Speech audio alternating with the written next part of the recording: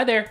My name is Jeffrey Venture, and this is my D&Dify It series, where I take all your favorite movies, TV shows, and other popular media and turn them into Dungeons & Dragons adventures. We have a refined taste for our adventures, however, and leave the low-hanging fruit that is our Star Wars and Lord of the Rings type franchises to the wonderful people in the community who have built entire game systems around them already. Also, players don't need to worry. I talked to your game master, and he or she said that it is alright for you to watch this video. It is spoiler-free. The focus of these videos is on the fun parts, like the characters that you'll be creating, the setting in which you play, and a perhaps sampling of the monsters that you might face. With all that and more, I'm hoping that you game masters feel very equipped with the information I'm going to give you so that you can run these, hopefully, fun games at your own table. Alright, with all that out of the way, let's go ahead and D&Dify Kipo and the Age of Wonderbeasts. Here's your standard disclaimer, big, juicy spoilers ahead. In the case of Kipo, we'll be talking spoilerifically about Mutes, the big secret about Kipo herself revealed towards the end of the first season, which will inform the monsters and challenges that we face, as well as the characters that you players will be able to bring to the game. I should also mention that chronologically, you can run this game before or after the events of the second season, since it shouldn't change much about the kind of adventure we're planning on running. Last warning, spoilers ahead, and it helps that the show is actually pretty good, so I'd recommend going and watching it. Theme and adventure ideas. Kipo was a freaky science experiment mute thing. It's so cool!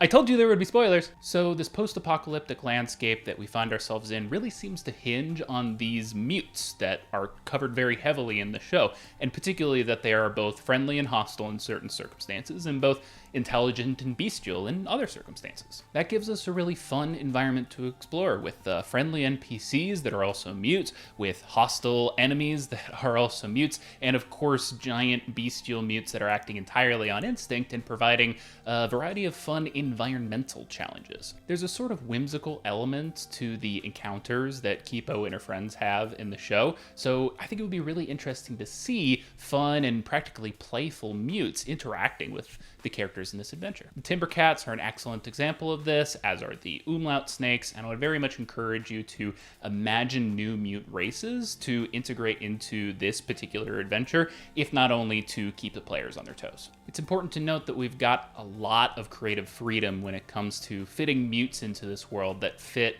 thematically. Exhibit A, they have freaking dubstep bees. For the purpose of our adventure, we've got some options to consider that you can hold off on until we get to the player characters. However, I'll say right now that I hear post-apocalyptic and immediately think scarcity of resources as a reason for adventuring. So the adventure could be getting this one thing that powers an ancient machine lost to the apocalypse, or it could be retrieving a stash of supplies, or something along those lines. I also think the whimsical nature of the show lends itself to a cooperation between strange bedfellows, and I'm going on the assumption that our party is going to look very similar to the one in the show with Kipo, Benson, Dave, Mondu, and Wolf. I mean, Mondu is basically a ranger's beast companion, but he's still an important part of the team. So yeah, let's talk about player characters.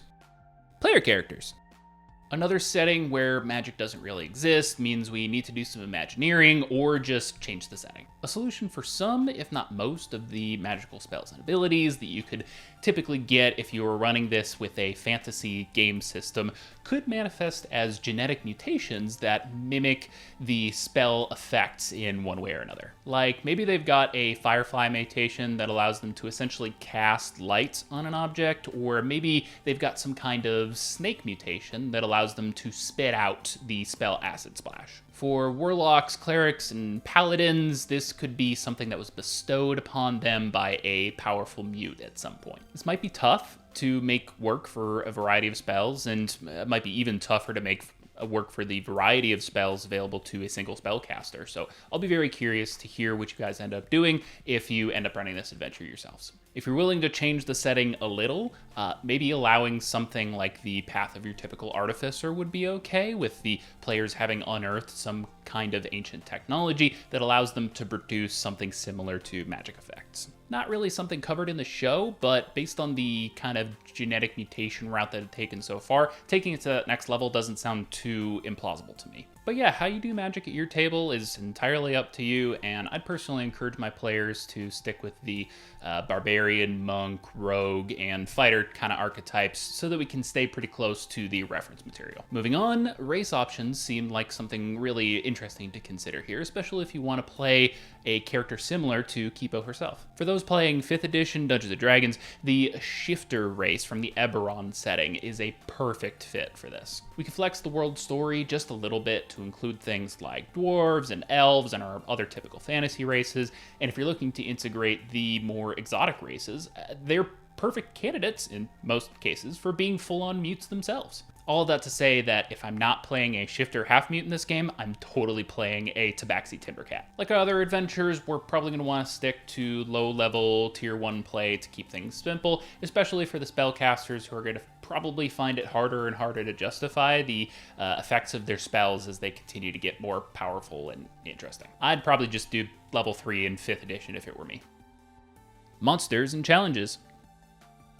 I would love to see a social challenge with those intelligent mutes that we've been talking about, some kind of social challenge where you need to get information from or play nice with these intelligent mutes for one reason or another. I want them to act weird, have weird motivations, and really throw me for a loop when I try typical diplomacy with them. I think the umlaut snakes are a fantastic example for this in that they can be far more easily appeased by a tasty jam than the majority of things that an adventure could offer them. Environmental challenges are a huge must for me too. I really want to run from a Mega Bunny. The chase rules presented in 5th edition are a great template for this kind of interaction, and I'm sure there's mechanics in whatever game system you're playing in that can model this experience. So back to the purpose of this adventure, I would think that guarding this precious resource, whatever we decided it was, should be our hostile NPCs who will make their perhaps second appearance after some foreshadowing a little bit earlier in the adventure. You can use the Scarlemane goons, the Maud Frogs,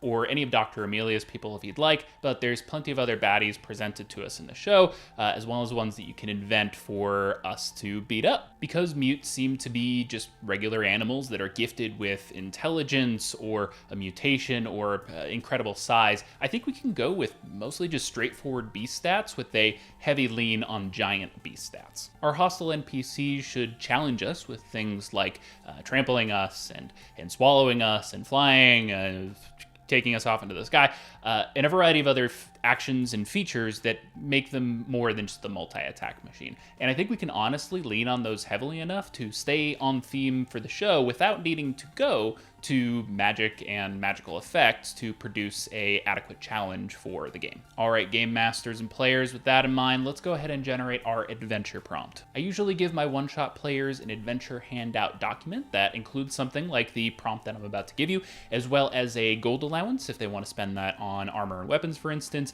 a magic item allowance, and a few other parameters for how they should build their characters. Usually at least one common magic item, by 5th edition rules anyway, to help players give their character a little more flavor. Anyway, here's the prompt that I would give my players for this adventure. You are a band of adventurers trying to survive in a post-apocalyptic world where humans cower underground from the strange and dangerous mutes that now occupy the surface.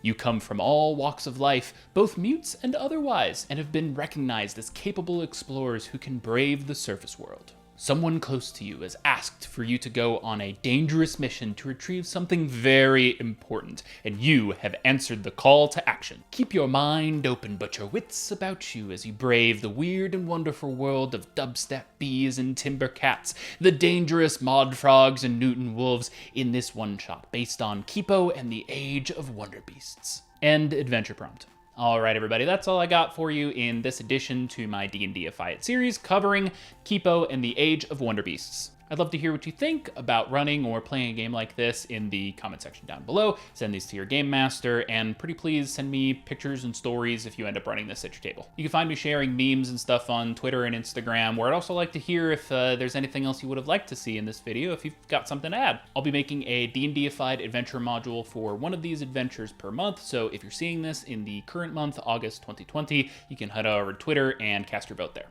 And for YouTube, a like and subscribe is always appreciated. Go ahead and hit that bell icon if you want to be notified for these weekly videos. Thanks for watching, and I'll see you in the next one.